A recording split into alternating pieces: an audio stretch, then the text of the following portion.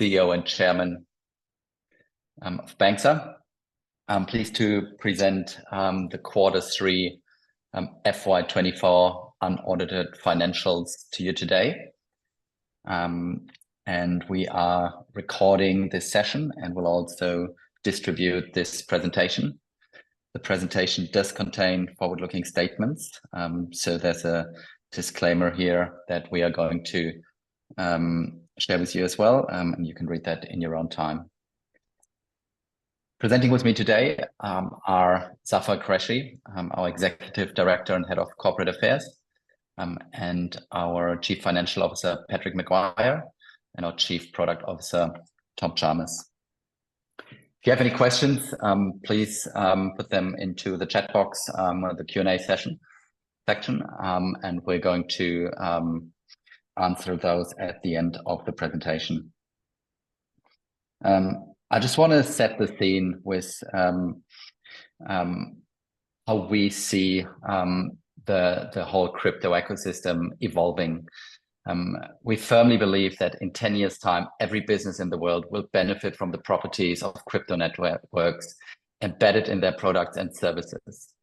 And the way we see this is very much like the evolution of the internet, where it certainly took some time for mainstream adoption. And while in the early days, people didn't really know why email is better than a letter, and it became very clear. And today it's obvious that you send an email to the other side of the world and it arrives immediately. Or you send an email to 1 million people with a click of a button. We are seeing a world where you can send value, money, or any sort of digital good or property to anyone really in the world immediately with a click of the button, or to 1 million or 10 million people. We believe that blockchains and crypto assets are going to do this for us. And this is a very, very big opportunity. Banxa has been building its platform in this space for the last 10 years. So we're very, very much established, but we know that it's going to take much more time for these networks to really provide value to people. But we're seeing some really good use cases, and remittance, for example, is a great use case today where blockchains and digital assets, cryptocurrencies are already unlocking very, very big efficiencies. More to that later in our product update. I just want to start with a couple of the details in my opening remarks.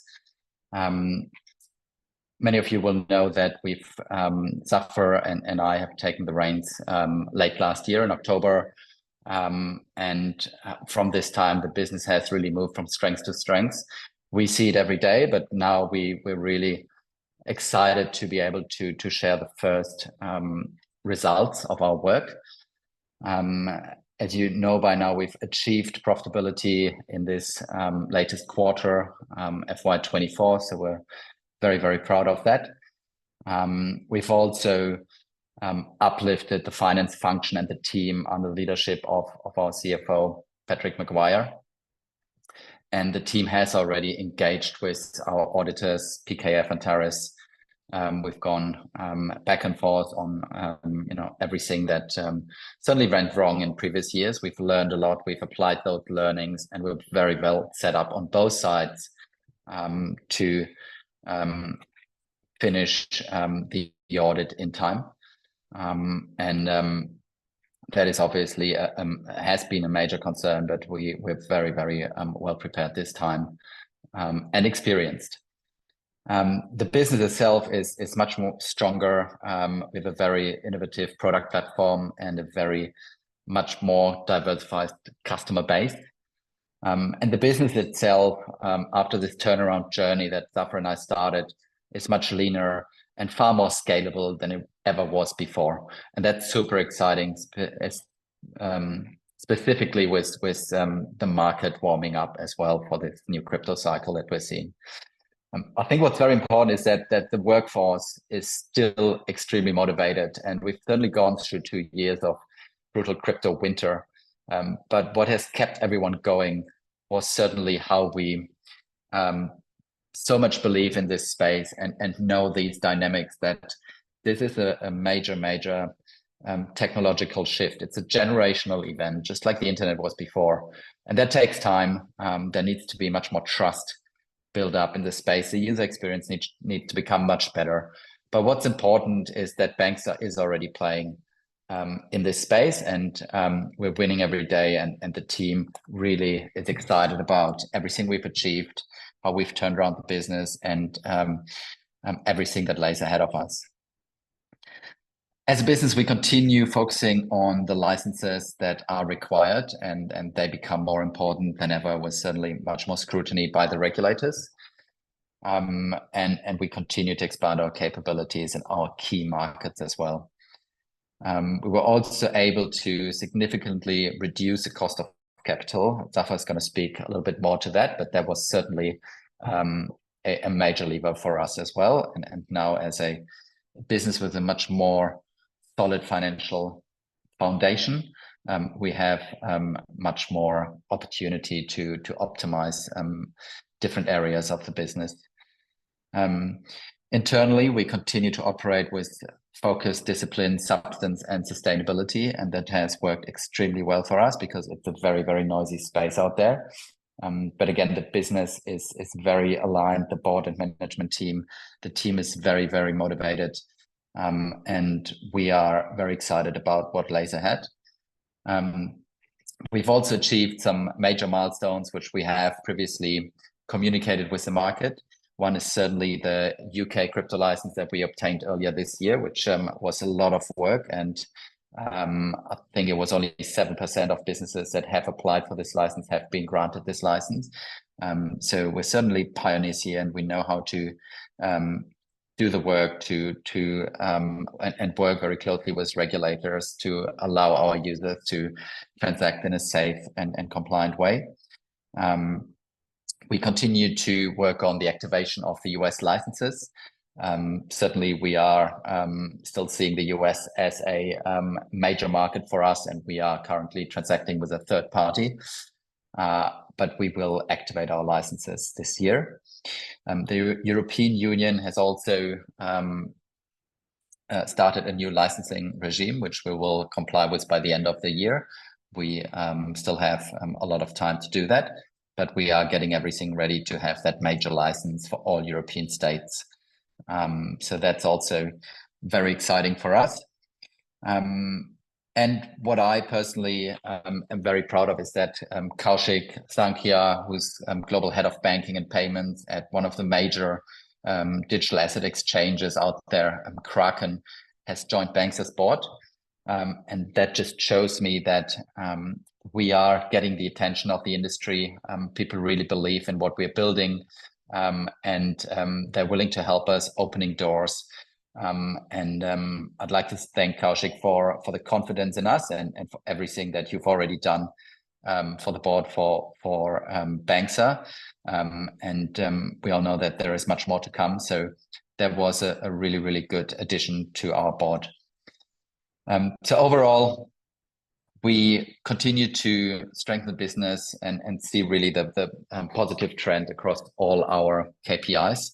We believe that eventually the share price will follow as well. And obviously, we've seen the market finally warming up again, and believe that this is the start of another positive crypto cycle. And overall, we've seen just more crypto adoption. There is certainly more regulation. The ETFs have opened up the market to a much broader audience. And we're seeing many builders just building really good use cases, which takes the complexity out of crypto, but certainly leverages the technology. And Banxa, again, as an infrastructure provider, is a very important player in this space. So overall, we really believe that the business is in a stronger position than it ever was, and we're sure to be on the path to unlock our unicorn potential. If you go to the next slide, thank you. We are now, as an application, embedded in partners that combined are reaching over 1 billion global users. I think it's really important just to see the scale of adoption and who can today use Banxa. Banxa has really achieved getting into these mainstream applications, and more than 1 billion users today can find Banxa in their everyday applications like Telegram, Coinbase, if they want to start their crypto journey. And everyone certainly starts with the money they have in the bank, the fiat currency. They want to convert that to cryptocurrency. They want to buy in-game assets. They want to buy an NFT through our partner platforms, and they can start that journey with Banxa. So I think it's just important to see the work that we've done to get this far. We have 300 partners today, but they give us access to over 1 billion global users, and that's incredibly exciting. We just continue to add those partners and get to these users so that they transact with us. And so hopefully our shareholders and investors see this opportunity as well and support us along the way. With that, I'd like to hand over now to Zafar for a few business highlights. Thanks, Oliver. So just to kind of get into, all the progress that we've made, not just over the past, several months, but over the years, which, I think the market is definitely underappreciating the underlying business that we have here at Banxa. Over 2.4 billion in US dollars of crypto sold in our lifetime, over 1.4 million customers, unique customers that we've served, and over 5 million orders completed. And currently we're processing one new order every 20 seconds. We're connected and embedded into all the major partners out there. That gives us that 1 billion reach of users out there that Oliver touched on. And really the licenses and the payment methods that take years to build up. We've been at that journey for several years now, and as more and more regulatory regimes start to provide that framework, our licenses are going to become ever more critical and important within this space. So it's super exciting of everything that we've achieved, and we're really well positioned to capitalize on this as we move into more utility-driven use cases. So just going back to our internal business operations, especially over the last 6 to 9 months, we've been very focused on getting the business into a very strong position to be able to scale, to be able to operate very efficiently. But this journey has been underway, over the last couple of years, but really put into high gear over the last 6 to 9 months once Oliver and I kind of took the reins. And you see that in our results. Back in 2021 or fiscal 22, we processed over 1.4 billion in crypto volume, but very low efficiency, which is why we were still we weren't profitable at all. And then the bear market showed up, volumes declined. You see that in our gross profit and the impact in adjusted EBITDA. But our ability to process transactions continue, the efficiency that we were processing the transactions with continue to improve. And it's really come to, I think, a very pivotal point now in fiscal 24 with our net take rates hovering around 3%. And we see a lot more of our volume and our commission that we're collecting off of that start to really trickle down to the bottom line, which is super important. And with our cost base now very much well established, and we see that very much being flat moving forward. We see us really well positioned to scale and do that in a very profitable manner. So super exciting for where the business is at, and a lot of good things to come. So just to kind of showcase again our global footprint that we have, and where the markets that we've been kind of talking about over the last couple of quarters that we're really focused on in the US and Europe. But we do have reach across the globe, and you really see that in the diversity of our volumes. US obviously being one of our key markets, which is why we've been very much focused on that over the last few years in making sure that we've got the footprint from a licensing, from a local entity, the local banking relationships, all that infrastructure that you need to lay out, because it's such a critical market for us. And we've really focused in on our two key markets, which are the US and in Europe, over the last 6 to 9 months, and you see that growth happen, in our volumes, especially within the very key segment of the wallet space, where we see the market, really exploding in the next couple of years. So, with all that, the business has continued to execute really well. We continue to add new partners, every month, every quarter. With the most recently Telegram wallet that we signed and activated, Uniswap, Argent, BitPay, all these have massive user bases, especially Telegram wallet, almost over a billion. With Telegram as a whole, but we really see, more of them, moving into their wallet part of the business, and us being able to tap into that, and that's super exciting. On the licenses front, as Holger mentioned, we're keenly focused on looking to go live and operate standalone in the US with our MTLs.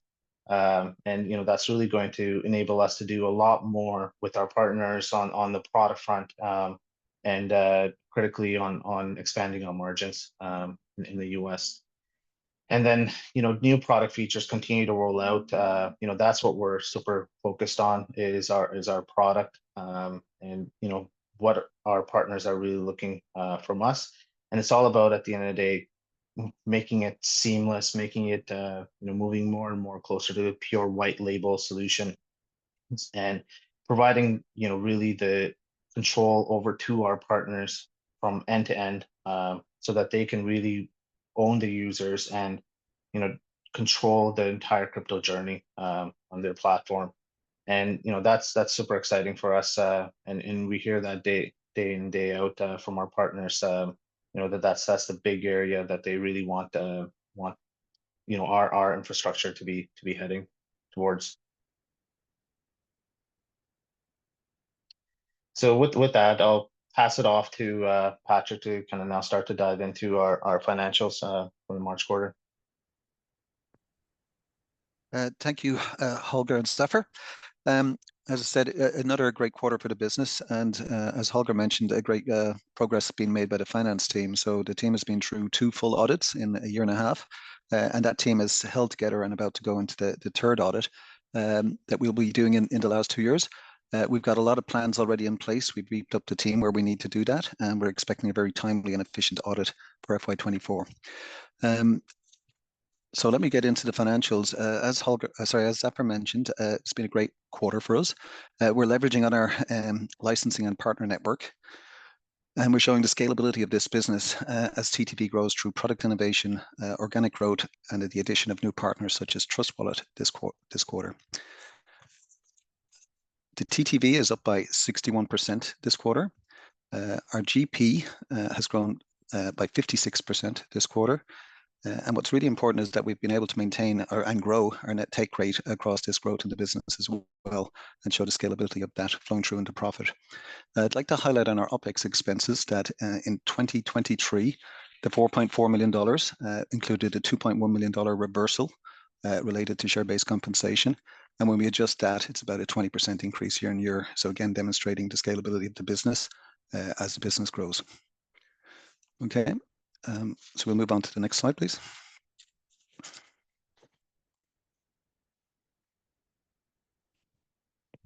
Okay. The last 2 quarters have been very impacted by the Christmas holidays and the Easter holidays. So the way the business works in our cash conversion cycle, we have a T+2 day settlement with our credit cards such as WorldPay. And as we go into those long 4-day weekends, which the last 2 quarters experienced, that it puts a lot of the cash in the trade and other receivable part of our cash conversion cycle. The good news is, that we should not have as many quarters like that going forward. And all of that money was received in April, with the majority of that being received in the first week after the March quarter. Okay, just go on to the next slide, please. What we really want to highlight about our FX losses is that we have experienced FX losses this quarter of about $600,000. The key piece here is that the business actually sees this as a potential area to reduce the FX fees, and we put in place tools effectively to help monitor the most efficient pricing routings as we do transactions going forward. So this is an area we see a lot of potential going forward in terms of eliminating this FX. And finally, we'll just talk about our guidance. So driven by a strong third quarter, as well as improvement in the crypto markets and growth in the partner base and the addition of new partners, we've also been able to manage and scale our business without increasing the cost base. So we feel comfortable enough to be able to increase our guidance for the balance of the year. So we'll be bringing our guidance up to the 27.8 million to 28.8 million on the gross profit. And we see our adjusted EBITDA landing somewhere between 0.1 million loss to $0.9 million. Okay, so I'd like to thank you again for the support this quarter, and I'd like to pass on to Tom, our Chief Product Officer.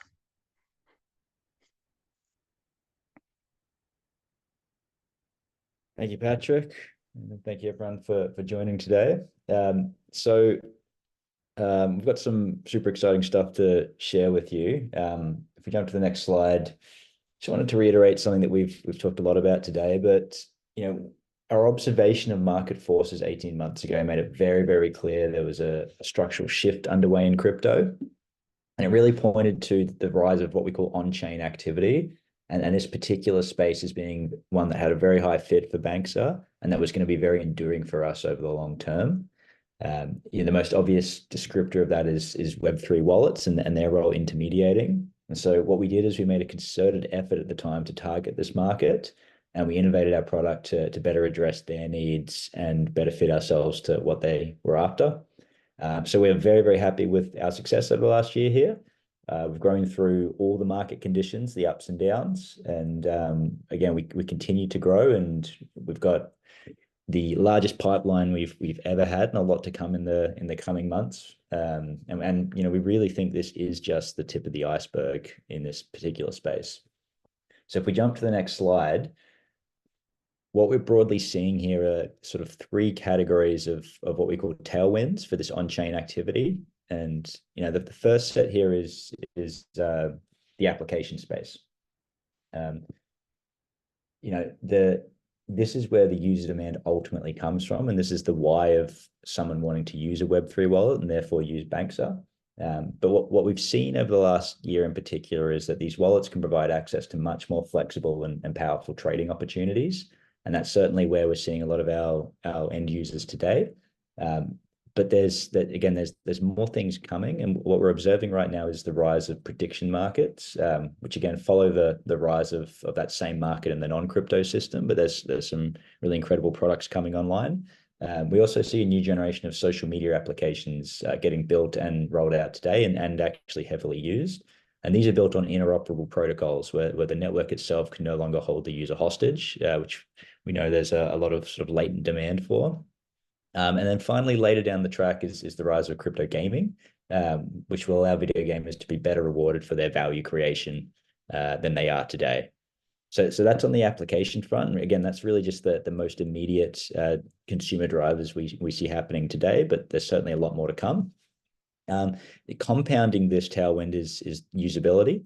And we won't go too deep into it today, but there's some really strong, profound things happening on this front. One of them is the rise of passkeys, which I'm sure many of you may have already seen or interacted with. So this is what Apple and Google have now made the default way of signing in and creating accounts. This is powerful because this completely kills the narrative that self-custody is hard to use. It's simply no longer true. And in fact, in many ways, it's actually easier to use a lot of these Web3 wallets than it is to use custodian services. So that one of the main sort of holdouts of consumer adoption to the Web3 wallet space is now no longer a holdout. So that's quite exciting. We also see the rise of account abstraction, which fundamentally makes way to avoid the risk of losing your keys without handing them over to a custodian. So that's another unlock. And then finally, the rise of what we call session keys. What these are going to enable users to do is have subscription-like services where they haven't before. So previously, users had to sign every transaction, but with session keys now, they can make one approval up front and have things handled for them behind the scenes. So we see this as very similar to the rise of credit cards and the way that they enabled new sort of payment experiences like subscription services. So we're sort of really hitting parity very, very quickly here. On the technology front, which keeps humming along, I mean, a few things happening here. The first is the rise of stablecoins.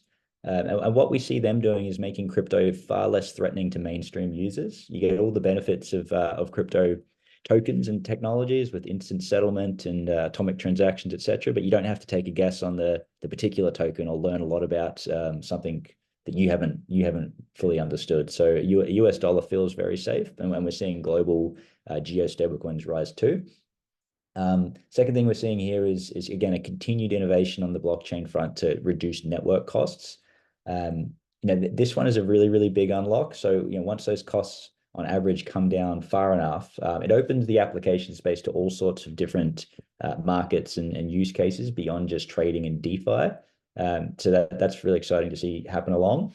And then thirdly, most profoundly, what we continue to see again and again is what we're calling the service commoditization. And what that means is all the layers of the crypto stack that wallet providers and applications have all had to independently build historically, they're all now becoming available as white label services. So as a service, wallets as a service, RPC as a service. And we've seen this play out historically in other technology sectors. And we'll speak to it in a second, but we really see over the long term this being one of the most profound changes, which we fully intend to play into and make use of. So if we jump to the next slide, I just want to talk about how we see this all coming together over the coming years. So ultimately, as Holger mentioned, our long-term vision has always been and remained to be the world's best crypto platform for businesses. And the way we see ourselves getting there is the first step is to continue to grow with this Web3 wallet market where we've had so much success today. So we've analyzed the addressable market space to be well over $1 billion per month in US volume. We're already working with many of the major top tier wallets. What we're also seeing happen is most of our major exchange partners themselves launching Web3 wallets. We've certainly got the largest pipeline we've ever had and some very exciting announcements to hand out in the coming months. And then crucially, we also see a new generation of wallets coming online very quickly, making use of some of those usability enhancements that have happened recently. And so we're certainly right there ready and waiting for them, and we'll continue to aggressively chase this market and expand through this market. So that's step number one. And again, that's a well over a 10x addressable market space just there in front of us, and we fully intend to go after that. Where we see it going next is the continued rise of these next generation internet applications, so these prediction markets, these social networks, gaming, and other providers. What we're hearing from them and what we think will play out in a very, very big way in the coming 18 months is they're increasingly demanding much more embedded solutions. So what they're after is owning the user experience themselves and looking much more like a Web 2 application. So they're chasing this wallet as a service market. We're already working with the AAA providers of these services, many of which are our existing wallet partners. And so we're very excited to continue to tailor our product to work with them because we really see that as a significant next horizon. And some of the real applications and the prototype applications we've seen out there in the wild, they're looking like nothing you would believe crypto looked like 2 years ago. We're really at a point now where we've got some really high quality solutions just around the corner, and we think they're going to herald in a profound change to general internet applications.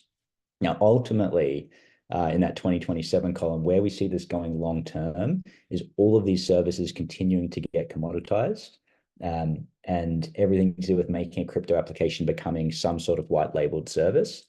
And so, what we see happening there is in the midterm, most new internet native services will want to incorporate some sort of crypto capability into their platform. And it's largely going to be driven by making better transaction experiences than they can do today. So think, people getting paid by the second in the workplace, or, content creators having all sorts of more complex payout structures. there's a range of ways we see that playing out. But we do know though is that the vast majority of companies aren't going to want to do any of the crypto themselves. They're going to be looking for a full stack to integrate into. The same way that the vast majority of internet companies don't run their own cloud servers. It's simply something that's done. It's done well. It's a component of what they need to do, but there's no competitive advantage to actually building that technology themselves.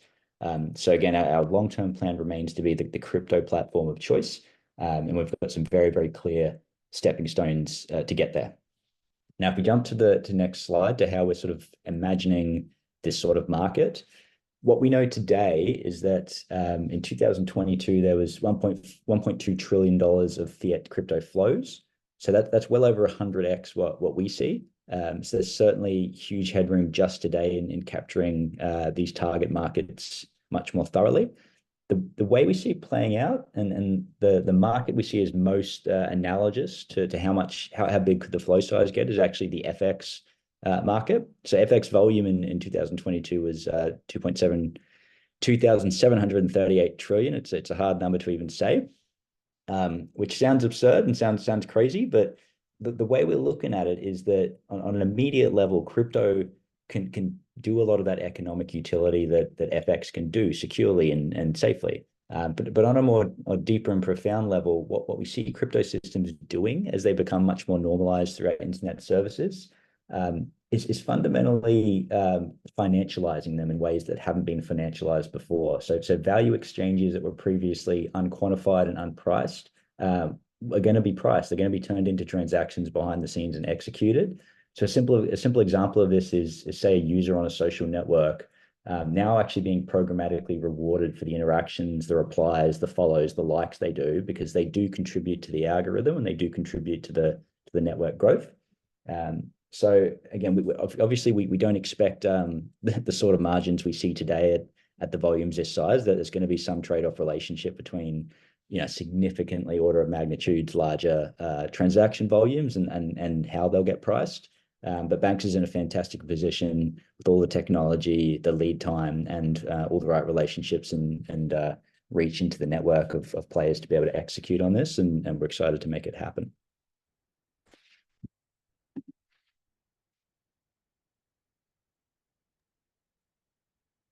Awesome. Thank you, Tom. Super exciting, the future that we've got ahead of us. And, I think we're really well positioned to go after that. So I'm just going to talk a little bit about, I guess, how are we really creating value for shareholders and the focus on our share price. We're very much focused on establishing a strong and sustainable business, and that's what's going to help us to leapfrog to the future that Tom just alluded to be able to be successfully get there. What we've done and what we're continuing to do is maintain a very disciplined approach and focus on our cost base. And we've been working on that over the past several months to ensure we've got the appropriate systems in place, like the purchase order approval system, and just general culture change to be more cost conscious. And that really comes down to also creating a greater accountability within the organization and creating much more greater visibility into our key projects that are underway and having the business cases underlying them. And just overall, very key focus on what are the areas of the business that will help to overall take the business forward. And that really comes down to being very acutely focused on our key partners and deepening the relationship with them. And the wallet segment is that key focus area for us, and we're super excited about the growth there. Lastly, just overall, one of the things that has been challenging historically for us is just our high cost of capital. And over the last couple of quarters, we've really made good progress on bringing that down. And from 25 to 30% that we had in previous quarters for our trading lines, we're very confident of bringing that closer to 10% and actually setting up a structure that's more like a revolving facility so that we don't have to continuously carry that overhead of fully drawn down loans, so that the funding for our transaction settlements moves with our volumes, and we only incur those costs when our volumes are going up, and it dissipates when the volatility comes down or our volumes come down. So that's super important for as we look to scale moving forward. So, just generally, I guess, as we've kind of discussed, Banxa's the underlying business is very, very strong. And, a lot of the things that we've done take a lot of heavy capital investment and take, several years to build out. But that's just not being appreciated right now by the market. And, there's a very major deep discount, in our view, compared to the broader market and our peers. And you see that in the multiples. But, we're very confident that with continued growth in the business, continued strengthening of our business, we're naturally, there's a very, key or very high probability that we see a re-rate relatively soon, and we're just going to be continuing to focus on expanding the business and strengthening it, and we're very confident the share price will follow. And just generally, I think the key to that also is getting our story out there, and we've been focused on that over the last couple of months, getting us back on the radar of investors.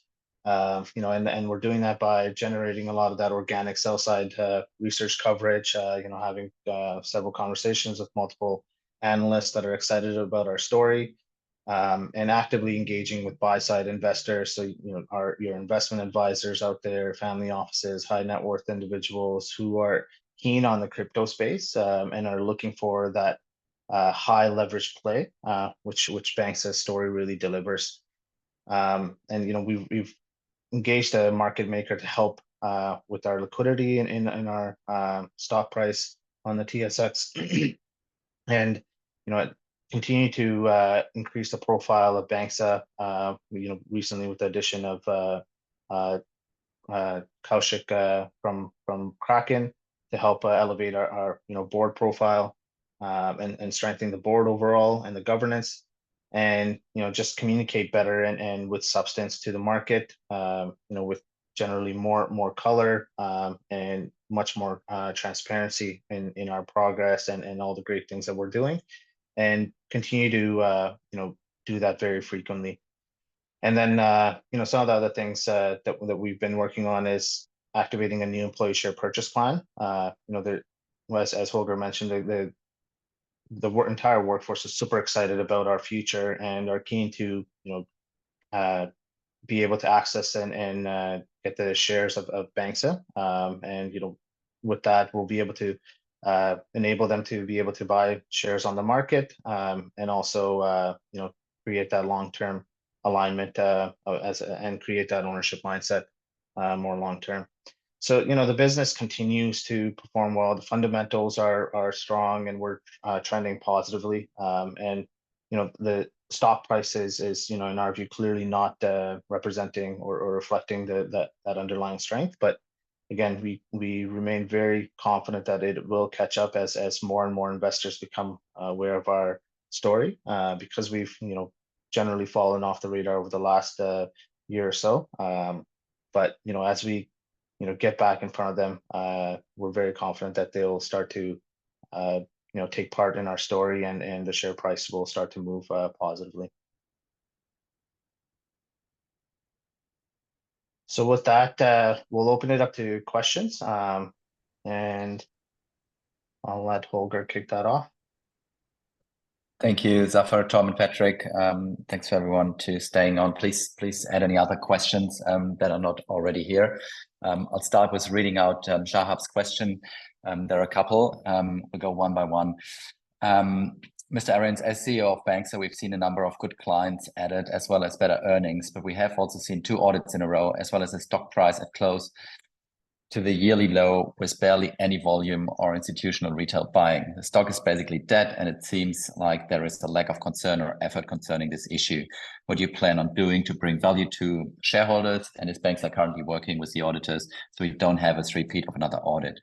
I feel like this is a repeat of the same questions that many of us ask every quarter, yet there's been no progress with the stock. What will be done differently this time? Sharp, thanks very much for this first question. We've commented a little bit on the audit already.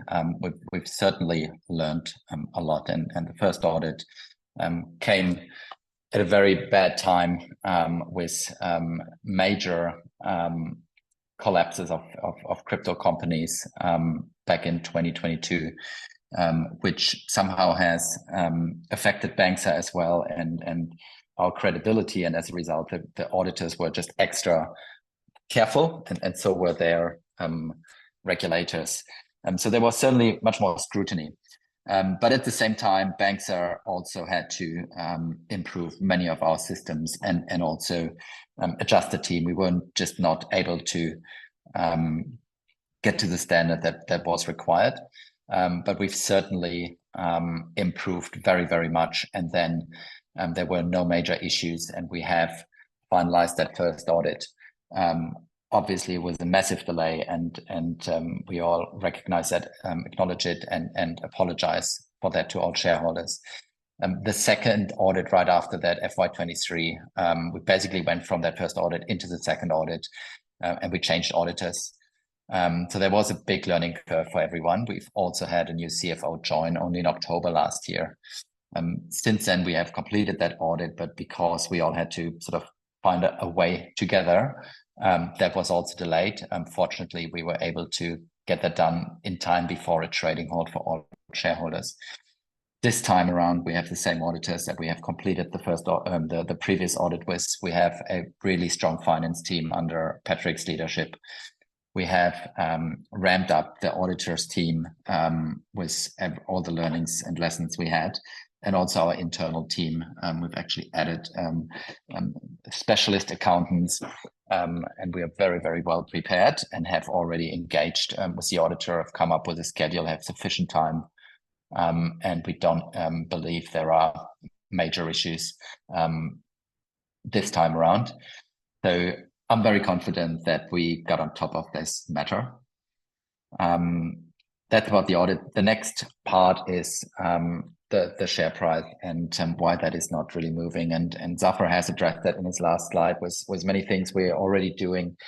I just want to add a few things. When we started out late last year, Zafar and I, we said we believe less is more, because we've communicated a lot, and it hasn't really done any difference. We were all about substance, and we just wanted to fix the foundation, get this the processes and systems right in the business, so we can deal with an audit, so that we can achieve and communicate proper results, which we have now done. And I believe that we are now at that next level where we can enter this new chapter. We are going to ramp up investor relations and PR again, now that we have done all this groundwork and have this solid foundation. And also, we've been buying on market. The management team has buying on market when we were allowed to, because we believe in this business, and we believe that we're very, very much undervalued compared to our private peers anyways, that have less licenses, less payments, less users, but hundreds of millions of valuations. So I'm very confident that we're going to catch up eventually. I'm going to go to the second question. Are you seeing any serious buyout inquiries? There is interest for what we're doing at Banxa, especially now with more scrutiny by the regulators for this space, which is good because the space needs more trust. And Banxa has certainly built this moat with licenses and the technology and our partners and our customers. So there is continued interest for what we're doing at Banxa. Nothing at a decision stage yet, but certainly we see also in this market more activity on the M&A front and more interest for Banxa. And we will bring that to shareholders at the appropriate time if there's anything worth communicating. And then the last question, Zafar, is more for you, perhaps to answer yourself. What's your role within the business? You were initially head of investor relations, but from the press releases, looks like you have a different role. Perhaps you can answer to that best, Zafar. Sure, yeah.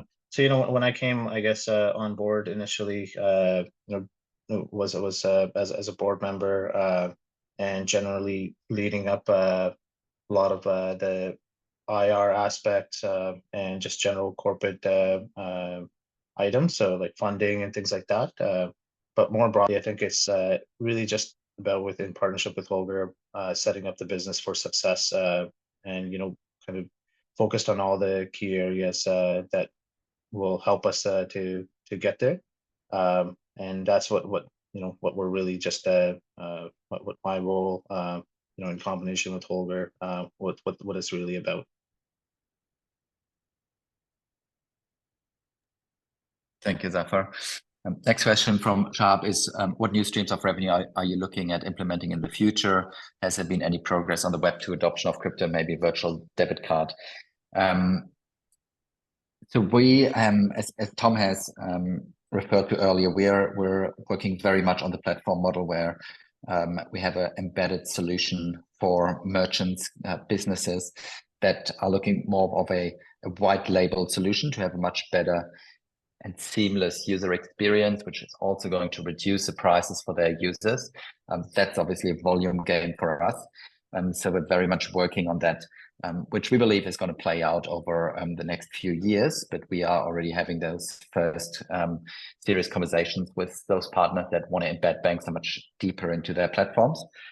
And then we're obviously looking at other segments. Gaming is a very attractive space that we look at. It's growing, and there are many other areas like social networks where crypto and blockchains are getting traction. And again, Banxa is very agnostic on what it does. Every user starts their journey with fiat. We are just providing this bridge into the space and out of the space again, because we believe both worlds are coexisting, and you do need that infrastructure that we've established over the last 10 years. So that the industry can build on top of that. So that's what we see for additional revenue streams, while the existing model obviously will continue to gain traction. Christian's asking, do you see the MTLs coming into play in the near future? If so, what's the timeline you expect? Christian, absolutely. We are intending to make those MTLs live by the end of the year. There's still a lot of work involved, but we are working away in the background. We're still waiting for a few more, but I think we're already able to serve more than 45 states ourselves. So the answer is definitely yes, before the end of this year. Okay. Are there any other questions from the audience?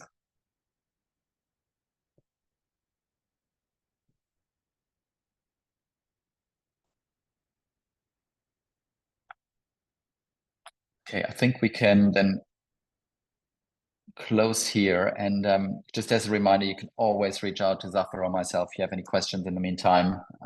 We're very happy to connect over call or email. Thank you very, very much for your support, and for believing in Banxa. Thank you for your time today. Yeah, we're very excited about the future, and hopefully we've shown that we are on the right track. Thank you to Banxa's team as well. Zafar, anything else you wanted to add? No, I think this is just another quarter and another step in the right direction. It's really about enabling and positioning the business to realize what we all see internally as our potential to be a multi-billion-dollar business. Because what we've built, as more and more people start to move into the crypto space, businesses start to build out utility-driven applications and products. Banxa's infrastructure helps to enable all of that, and that's what we're really keenly focused on to help us to realize that future. And I'm very confident that everything that we're doing will start to reflect in the share price as well. And we've got lots of good news and great work that we're working and very keen to announce in the near future to showcase further progress. So super excited. And really appreciate our shareholder support and the great work by the team. Awesome. Thank you, Zafar. Thank you, Tom and Patrick, and thank you for everyone dialing in. That's it for today. Thank you. Goodbye, everyone.